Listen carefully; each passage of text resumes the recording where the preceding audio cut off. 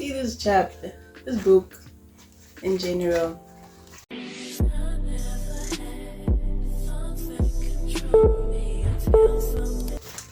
is the one, because it says the first agreement is to be impeccable with the words. It sounds very simple, but it is very, very powerful. That's it. Why your word? Because your word is the power that have you to create. Your word is the gift that comes directly from God. The Gospel of Job in the Bible speaks of the creation of the universe, saying, "In the beginning there was the Word, and the Word was with God, and the Word was God." You hear that? Okay.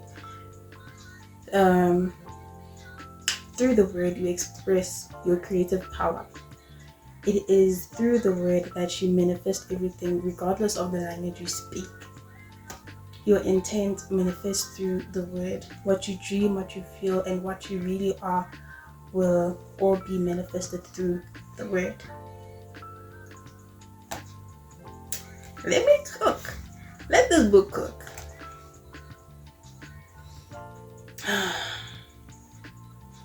But see, the word is the most powerful tool you have as a human. It is a tool of magic, but like swords with double edges, your words can create the most beautiful dream, or your words can destroy everything around you. One edge is the menace of the word, which creates a living hell. The other edge is the impeccability of the word, which will only create beauty, love, and heaven in earth, depending upon how you use it. The word can set you free, or it can enslave you in more than you know.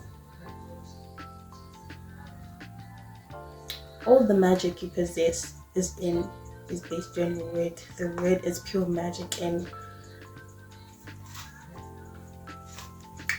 as in, it just simply says, like, be careful with the words like you speak out your mouth, because life and death is in the power of the tongue. So your tongue,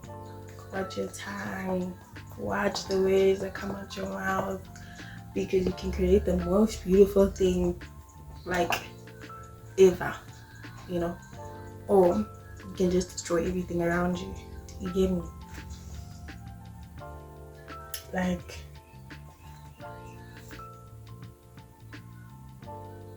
but being impeccable with your words is not using your words against yourself.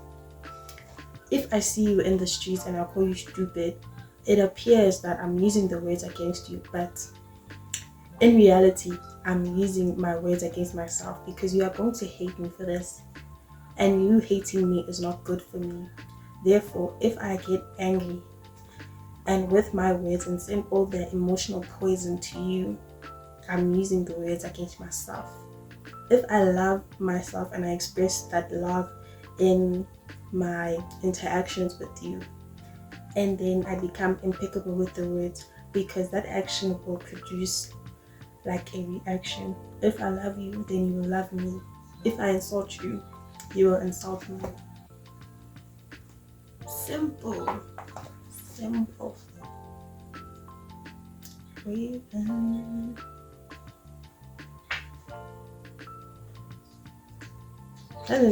Let me read this book.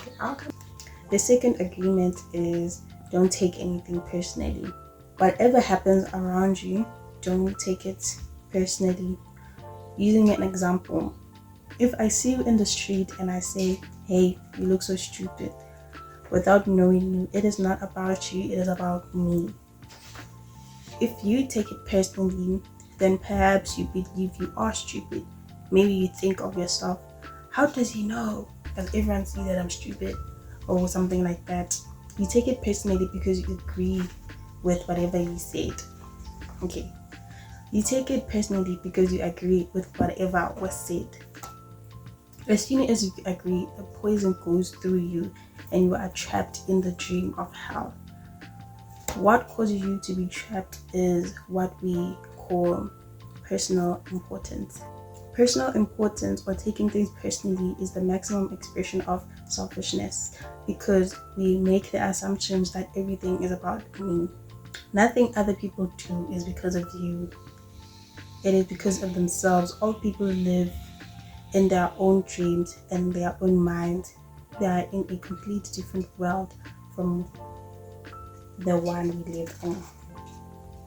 Even when a situation seems personal, if others insult you directly, it has nothing to do with you. When they say, oh, it has nothing to do with you. What they say, what they do, and the opinions they give are according to the agreement they have in their own minds. You eat all that emotional garbage and now it becomes your garbage. And do you know that saying, beauty is in the eye of the beholder? It is, all in all, the red that I see is not the red that you see.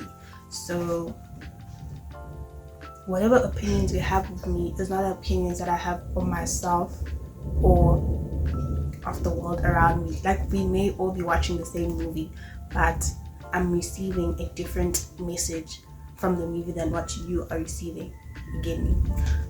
That is why, Bati, don't just listen to sermons or listen to your pastor or whatever, because the Holy Spirit guided him in this sense to receive that message in that light. You won't receive the same message that he received. That's why you must go read your Bible on your own, in like your own time, your own pace, your own everything. You get me? Yeah. Third agreement is don't make assumptions. Okay, but we have a tendency of making assumptions about everything. The problem with making assumptions is that we believe they are true. We could swear they are real. We make assumptions about others or what they are doing and thinking.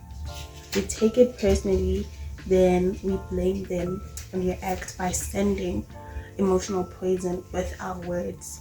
That is why when we make assumptions, we are asking for problems. We make an assumption,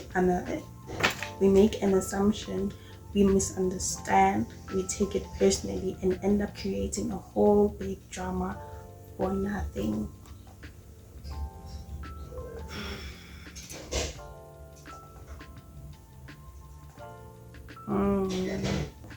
All the sadness and drama you have lived in your life was rooted in making assumptions and taking things personally. Your words. Speak with integrity, say only what you mean, avoid using the words to speak against yourself or gossip about others. Use the power of your words in the direction of truth and love. And the second one, don't take anything personally. Nothing others do is because of you. What others say or do is a projection of their own reality, their own dreams. When you are immune to the opinion and action of others, you won't be the victim of needless suffering. The third one, don't make assumptions. Find the courage to ask questions and to express what you really want. Communicate with others as clear as you can to avoid misunderstandings, sadness, and drama.